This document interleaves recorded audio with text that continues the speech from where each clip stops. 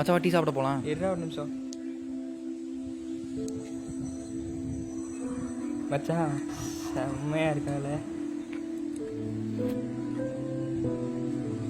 உன் நினச்சா எனக்கே கேவலமாக இருக்குடா.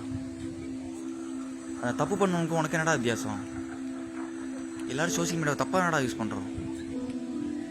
இந்த பொண்ணுங்கிட்ட பசங்கிட்ட பேசாத, ட்ரெஸ் கோடு ஒழுங்காக போடு, பசங்க ஃப்ரெண்ட்ஷிப் வச்சுக்காதன்னு சொல்கிறாங்களே தவிர, ஆனால் பசங்களை யாரும் ஒழுங்காக இருக்க சொல்கிறது இல்லைல்ல.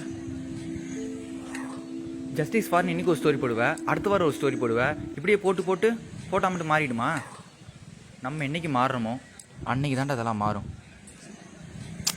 போடா.